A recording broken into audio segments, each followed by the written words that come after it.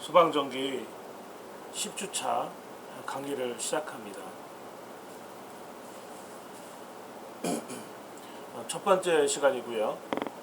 첫 번째 시간은 제1장 직류회로에 다 하지 못한 문제들을 정리를 하고, 그 이후에는 중간고사 대비용으로 문제를 잠깐 멈췄었던 6주차 강의에 이어서 또 문제풀이를 하고, 그 다음은 3주차에 관한 문제를 시작하려고 이렇게 앞으로 강의가 연결된 다음에, 모든 문제를 다 정리하고 나면 좀 가장 어려워하고 또한 소방전기의 가장 핵심적인 내용이라고 할 수 있는 교류 회로를 여러분들과 함께 좀 같이 하려고 이렇게 합니다.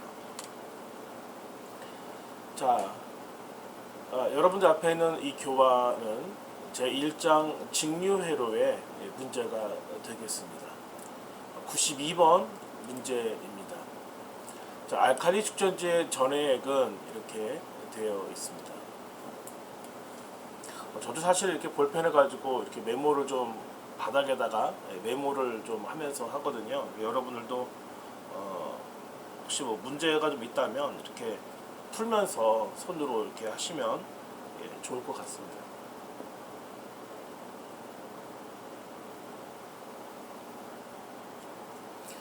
알칼리 축전지의 전해액은 이렇게 되어 있는데, 수소나 칼륨이 알칼리 축전지의 전해액입니다.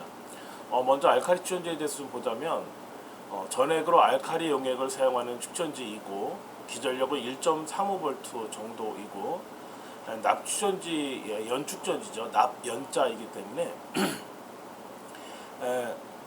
납축전지에 비해서 진동에 강한 흔들림이라는 소리죠. 그 다음에 자기 방적이 적으며 열악한 주위 환경에도 오래 사용할 수 있는 그런 장점, 좋은 거예요. 그러니까 암페어시가 낮다. 암페어시, 여기는 띄어쓰기 해야겠죠, 여러분. 암페어시 효율이 낮고 가격이 비싼 것이 단점이고, 비중은 1.2에서 1.245 정도의 수산화 칼륨 KOH가 수산화기죠, 수산기. 수산화 칼륨이 사용된다라는 것이 여러분들 문제의 요지가 되겠습니다. 93번 문제입니다. 이론할 때도 우리가 배웠듯이 망간건전지에 관한 그런 내용인데, 이 망간건전지는 실제로 현재도 많이 사용되고 있는 1차 전지가 되겠습니다. 자, 양극재 플러스는 이 가운데에 있는 탄소 막대이고, 몸통 전체가 아연이기 때문에 이 몸통 전체가 마이너스다, 음극재다, 이렇게 볼 수 있습니다. 문제를 보면 망간 건전지의 양극으로 무엇을 사용하는가? 당연히 양극은 플러스 탄소 막대이고, 음극은 아연판이 되겠습니다.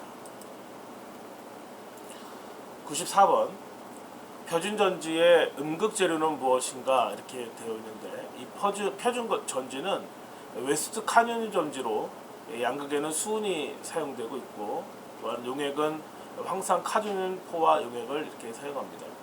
자, 문제를 보면 표준 전지의 음극 재료는 이렇게 되어 있습니다. 카드뮴, 아말감이 되겠습니다.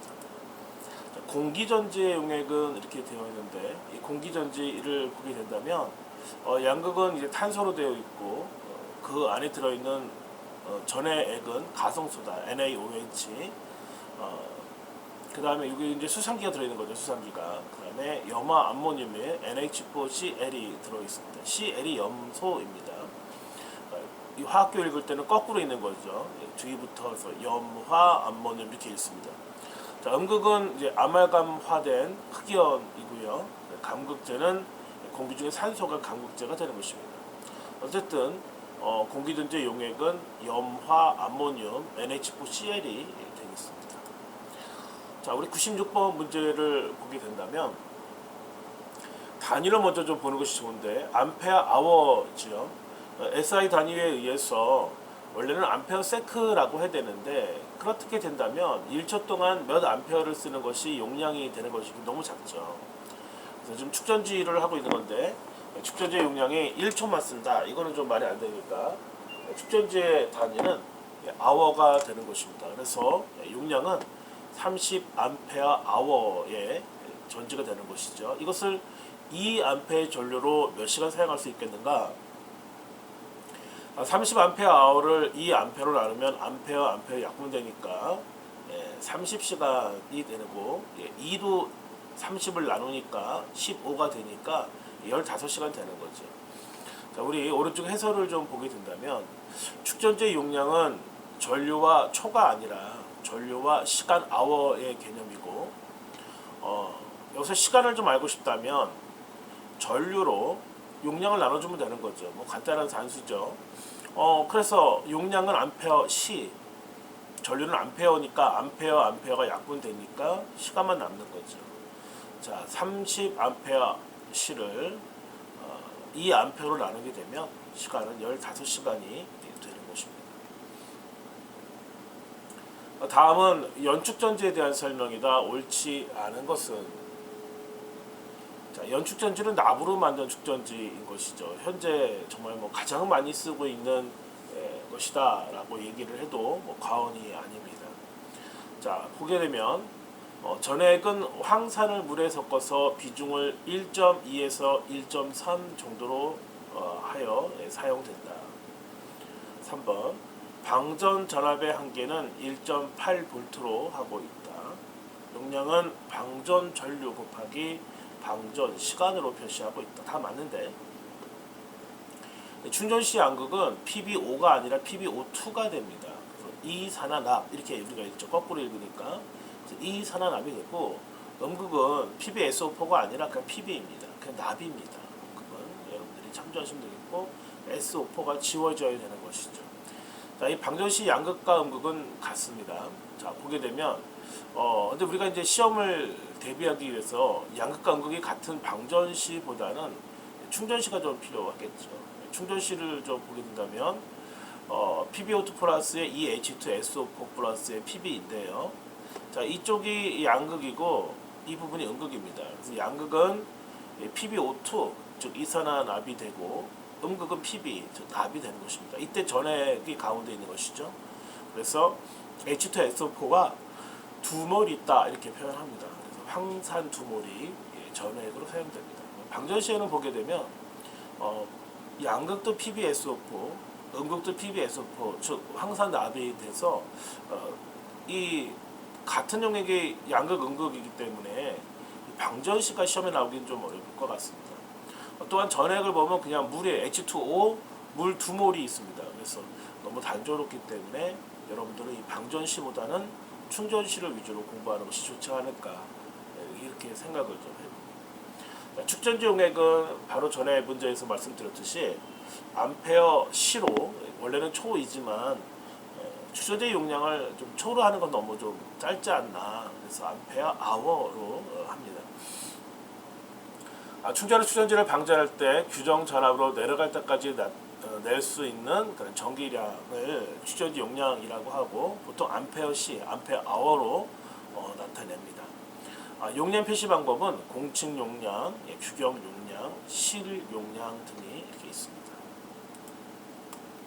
99번 문제를 보면 나름대로 이렇게 중요도가 있는 그런 문제 중에 하나인데 전극의 불순물로 인해서 기전력이 감소하는 현상을 우리는 국부 현상이랬죠. 그래서 우리는 이제 도금을 하게 됩니다. 더 중요한 것은 이제 성극작용인데 우리 성극작용이 좀 낯설 수도 있는데 이 성극작용이 무엇이냐면 볼타 전지에서 세계 최초의 전지인 볼타 전지에서 플러스극에서 수소가스가 발생이 돼서 기전력이 약화되는 현상 기억나시나요? 우리 그것을 분극작용이다 이렇게 말을 했었죠. 그러면 그 분극작용을 성극작용이라고도 말하는 것이고 H2 가스가 발생되는 것을 발생되지 않게 하기 위해서 필요한 약품이 있었는데 그것을 감극제다 이렇게 배웠던 기억이 나실 것입니다. 자, 우리 좀 이 문제의 국부작용과 불순물에 관련된 문제의 해설을 좀 보게 된다면 국부작용은 전지에 포함되어 있는 불순물에 의해 전극과 불순물이 국부적인 하나의 전지를 이루어 전지 내부에서 순환하는 전류가 생겨 화학 변화가 일어나 기전력을 감소시키는 현상이다 이렇게 되어 있습니다. 자, 국부작용을 예방하기 위해서 그럼 과연 어떻게 되는가? 방지하려면 순수한 아연판을 사용하든가 아연판에 수은 도금합니다. 그래서 우리가 사용하는 전지는 대부분 이렇게 아연으로 도금이 이렇게 되어 있습니다. 100번 문제를 보도록 하겠습니다. 규격이 같은 축전지 두 개를 병렬로 연결하였다.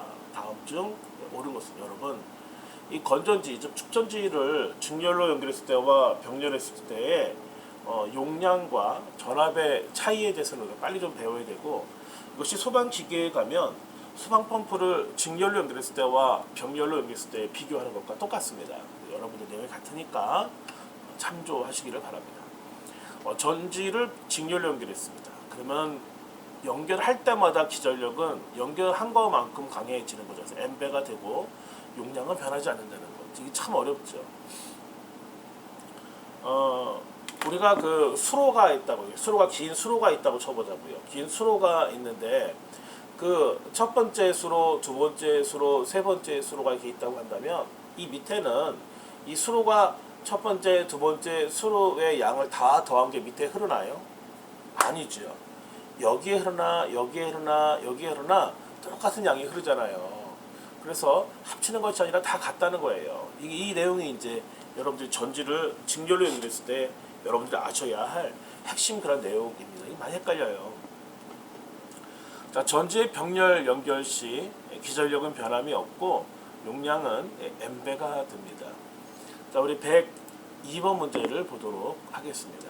기전력이 E, 내부 저항이 R인 전지 N개를 직렬로 연결했습니다. 직렬이라는 거 빨리 캐치하셔야 되고요. 이것의 외부 저항을 직렬로 연결했습니다. 이때 흐르는 전류는, 자, 먼저 이제 우리가 그 전류는 저항분의 전압인데요. 전압은 기전력 하나가 가지고 있는 것이 전력이죠. 그런데 이 기전력이 몇 개 있대요. N개 있대요. 뭐 한 개다, 두 개다, 세 개다. 그 개수 곱해주면 되는 거죠. 그러면 기전력 E 곱하기에 개수 N 해주면 되는데, 또 중요한 것은 이 기전력에는, 모든 기전력에는 내부 저항이 들어있어요. 근데 기전력의 개수가 N개라면 내부 저항도 N개가 있으니까 저항은 NR이 되는 겁니다. 이것과 직렬로 저항, 외부 저항이 R이 있다면 직렬 접속일 땐 더해주라고 했었잖아요. 그러면 더하기 R 이렇게 되는 겁니다. 그래서 NR 플러스 R분의 NE 이렇게 되는 것이 전지를 직렬로 접속했을 때의 전류를 구하는 공식이 되겠습니다. 자, 다음은 102번입니다. 문제를 한번 직접 풀어보는 이제 그런 시간인데요.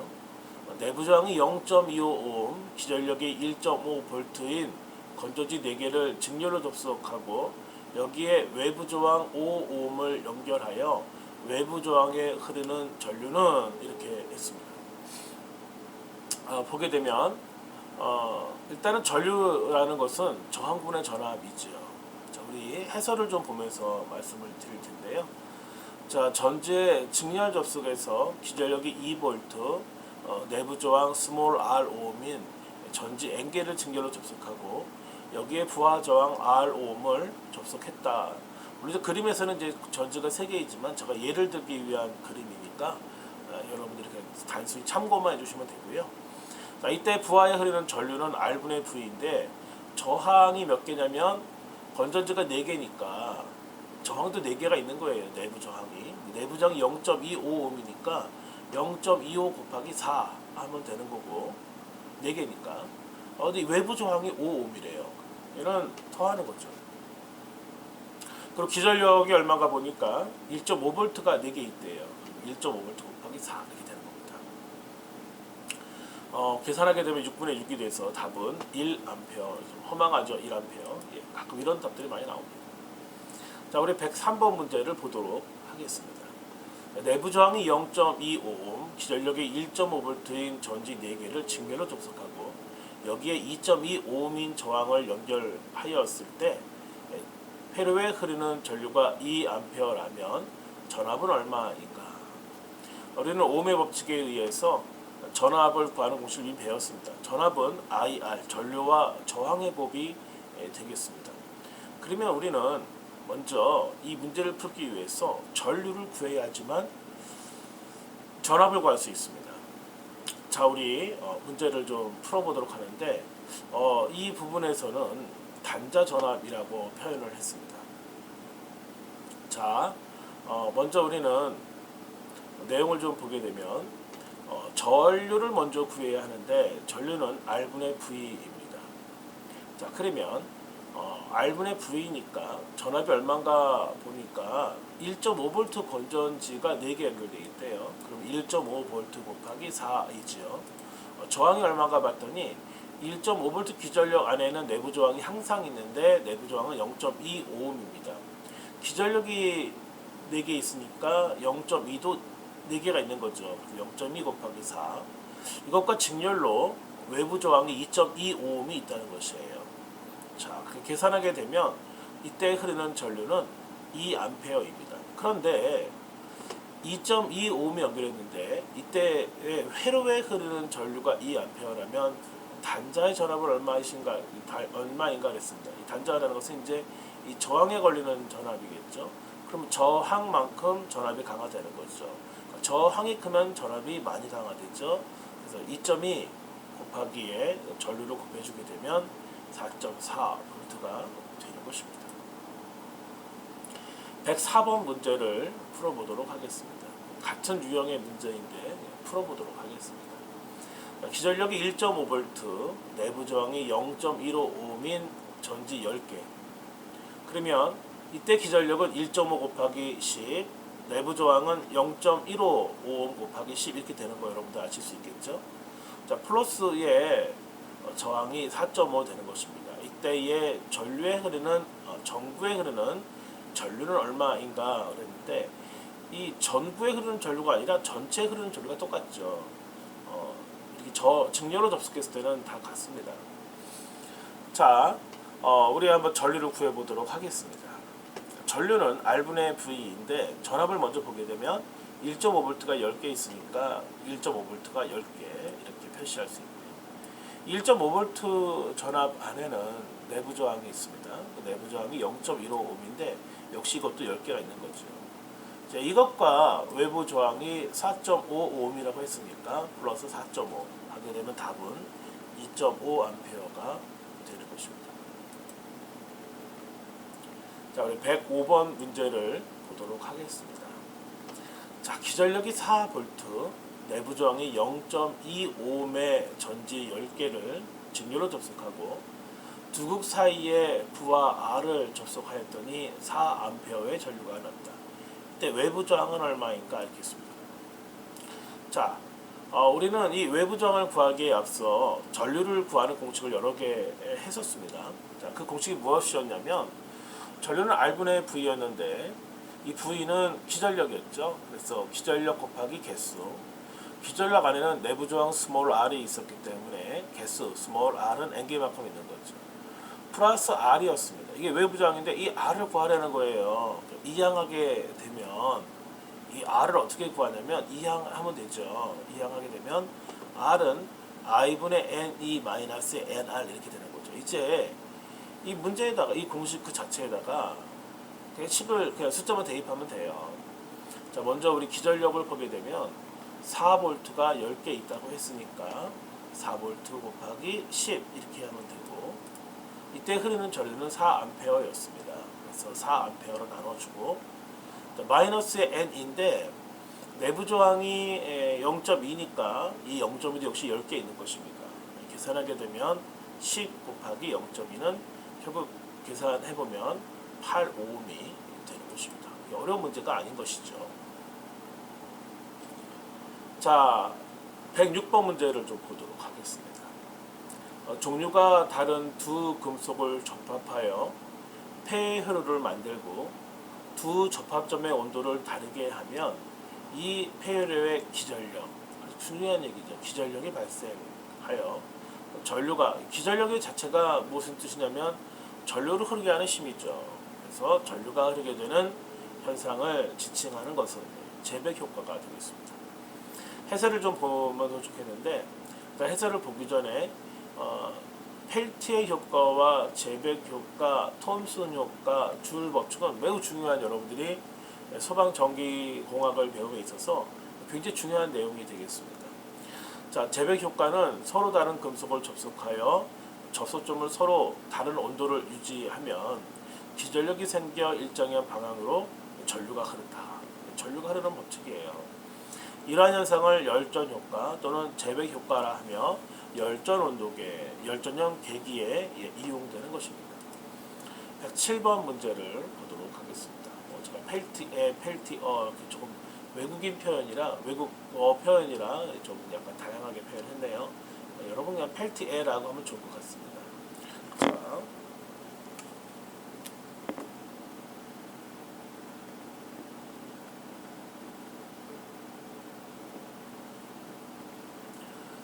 두 종류의 금속이 접합 후에 전류를 흐르면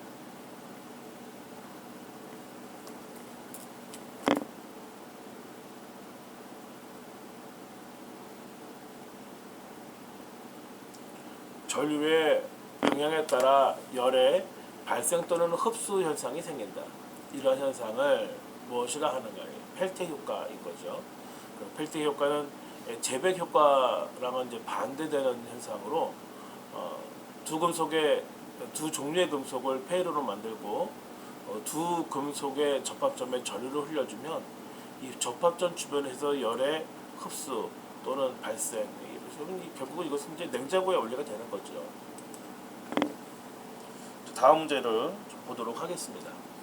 전자 냉동기, 전자로 했지만 전기라고 해도 되겠죠. 전기 냉동기의 원리로 사용되는 것은 이렇게 되어 있는데, 펠티 효과는 서로 다른 두 종류의 금속을 접속하고 한쪽 금속에서 다른 쪽 금속으로 전류를 흘리면 열의 발생 또는 흡수가 일어나는 그런 현상이 있죠. 자, 그래서 흡열은 전자 냉동, 발열은 전자 온풍기에 이용됩니다. 이때 전자로 하니까 좀 낯설 수 있는데요. 전기 냉동, 전기 온풍기라고 해도 전혀 이상이 없죠. 그래서 내용을 좀 정리를 해보면 기전력이 발생하는 현상을 우리는 재백 효과, 열의 발생 또는 흡수되는 현상을 펠티의 효과 이렇게 말하는 것입니다. 자, 우리 109번 문제를 보게 되면 서로 다른 종류의 안티몬과 비스무트의 두 금속을 접속하여 여기에 전류를 통하면 주열 외에 그 접점에서 열의 발생 또는 흡수가 일어나는 현상을 했습니다. 우리 얘를 펠티의 효과라고 하는 거죠. 자, 110번 문제를 보도록 하겠습니다. 자, 2오음의 저항과 3오음의 저항을 직렬로 접속할 때 합성 컨덕턴스는 몇 모우인가 알겠습니다. 여러분, 큰 착각에 빠질 수 있는 문제인데 2오음과 3오음의 저항을 직렬로 접속했을 때의 합성 저항을 물어본 것이 아니라 컨덕턴스를 물어봤다는 것은 엄청난 함정입니다. 왜냐하면 저항을 직렬로 접속했을 때의 합성 저항은 더하면 되니까 5오음이죠. 2오음과 3오음 더하면 5오음이죠. 그래서 여러분들은 대부분 1번이라고 답을 할 텐데 그럼 큰일 나는 거예요. 떨어지는 거죠. 왜? 지금 저항을 물어본 것이 아니라 컨덕턴스를 물어봤기 때문입니다. 컨덕턴스가 무엇이냐? 저항의 역수죠. 그러면 5분의 1이 답인 것입니다. 우리 해설을 좀 보도록 하겠습니다. 자, 문제를 끝까지 읽어야 한다. 자, 여러분들에게 하는 얘기예요. 질문은 뭐냐면 합성 저항이 아니란 말이죠. 컨덕턴스란 말이에요. 그러니까 여러분들이 착각하시면 안 됩니다. 자, 직렬을 연결할 때는 저항은 그냥 더하면 되는 거잖아요. 2오음과 3오음이라고 했으니까 결국 5오음이 답인데 이 5오음이 답이 아니라는 거죠. 왜? 컨덕턴스라고 했으니까. 컨덕턴스는 저항이 역수죠. 즉 컨덕턴스 G는 저항 R분의 1이니까 결국은 5분의 1이 되는 거죠. 5분의 1은 0.2 모우 이렇게 되는 것입니다. 자, 여러분들이 이제 그런 문제를 좀 착각할 수 있는 그런 문제가 되겠습니다. 자, 다음 문제를 보게 지멘스는 무엇의 단위인가 이렇게 했습니다. 지멘스는 컨덕턴스의 단위가 되겠습니다. 0.2 모우의 컨덕턴스 두 개를